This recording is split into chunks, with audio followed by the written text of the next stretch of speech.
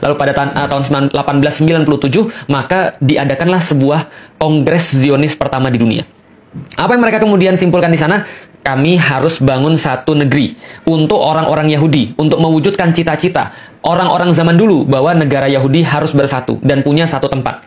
Pertanyaannya teman-teman sekalian, kalau ada orang-orang kayak gini yang memang di mana-mana bikin masalah, di mana-mana dibenci sama orang, lalu mereka punya ide dari Judenstadt, gimana kalau kita buat satu negara buat orang Yahudi, the Jewish state. Kalau gitu pertama kali mereka harus cari tanah dong, mereka harus cari tempat dong. Pertanyaannya tempatnya di mana? Jawaban teman-teman betul.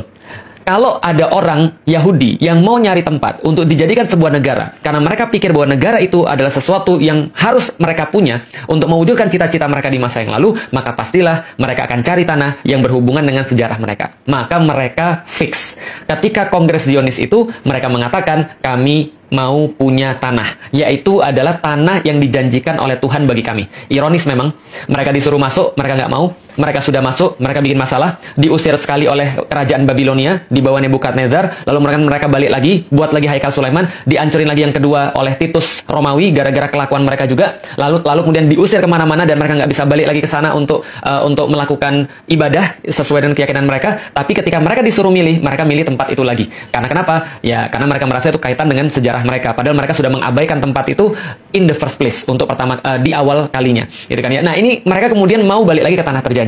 Mereka bilang balik ke tanah Zion, balik ke tanah terjanji mereka, yaitu adalah tanah yang disebut dengan tanah Palestina. Pertanyaannya, siapa penguasa tanah Palestina pada saat itu? Siapa penguasa tanah Baitul Maqdis pada saat itu?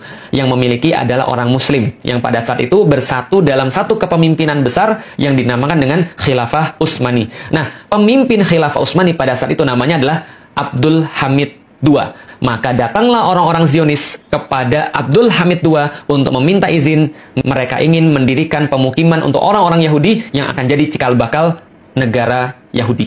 Maka apa respon daripada Sultan Abdul Hamid kepada Theodor Herzl dan juga kelompoknya? Ini adalah yang bisa kita dapatkan. Maka Sultan Abdul Hamid tidak ingin menemui Herzl, lalu mengirim pesan kepadanya, beritahu pada para Yahudi yang tidak sopan itu bahwasanya hutang-hutang Utsmani itu bukan merupakan perkara yang hina. Prancis pun punya hutang dan tidak mempengaruhi mereka. Yerusalem adalah bagian dari tanah kaum muslim sejak Khalifah Umar menerima tanah itu dari Safronius, dan aku tidak ingin menanggung malu dan beban sejarah dengan menjual tanah suci yang telah diamanahkan itu kepada para Yahudi, lalu mengkhianati amanah dan kepercayaan umat. Yahudi simpan saja harta mereka, sebab Utsmani tidak akan bersembunyi di balik istana-istana yang dibuat dari uang musuh-musuh Islam. Jadi teman-teman sudah tahu juga bahwa Utsmani pada saat itu berada dalam kondisi yang sangat-sangat decline, menurun, hutang-hutangnya banyak, dan mereka tidak memiliki cash flow yang baik. Maka orang-orang Yahudi itu datang dengan menawarkan uang untuk mereka, dan itu adalah respons daripada Sultan Abdul Hamid pada 1987. Tapi tentu saja Yahudi tidak akan pernah menyerah, gitu kan ya, ketika mereka 1897 maaf. Jadi Yahudi tidak akan menyerah. Maka dia datang lagi pada tahun 1901 untuk menawarkan lagi kepada Utsmani sebuah penawaran yang lumayan bikin ngiler ya teman-teman sekalian ya. Yahudi kembali, maka mereka nggak main-main. Maka mereka menawarkan pada Sultan Abdul Hamid itu sekitar 150 juta pound sterling di masa itu. Nah, kalau sekarang itu kira-kira setara dengan 305 triliun ya, triliun rupiah minimal.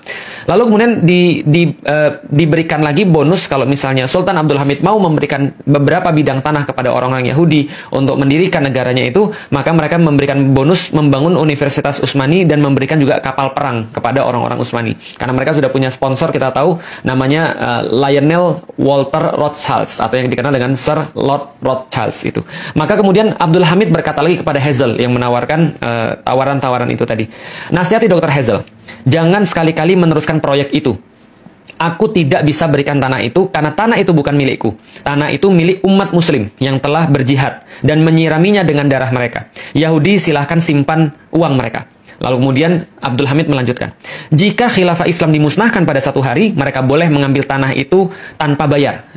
Jadi kayak apa ya? Kayak sebuah kedikdayaan gitu ya, sebuah kemuliaan, sebuah izah. Jadi pokoknya selama ada khilafah, selama aku masih ada, dan selama kaum muslim itu punya kekuatan, kalian nggak bakal bisa. Tapi kalau saya ini sudah nggak ada, ambil gratis aja. Seolah-olah ya Abdul Hamid mungkin nggak akan berpikir bahwa sebentar lagi khilafah itu ya tidak akan ada di muka bumi, sehingga kaum muslimin tidak memiliki pelindung dan tidak memiliki perisai. Lalu kemudian beliau katakan, akan tetapi selama aku masih hidup, aku lebih rela menusukkan pedang ke dalam tubuhku daripada tanah itu dikhianati dan dipisahkan dari khilafah Islam. Aku tidak akan memulai pemisahan tubuh kami selagi kami masih hidup. Jadi itu adalah jawaban final yang diberikan oleh Abdul Hamid kepada Federasi Zionis. Nah, setelah itu Zionis nggak pernah datang lagi. Tapi walau alam bisawab,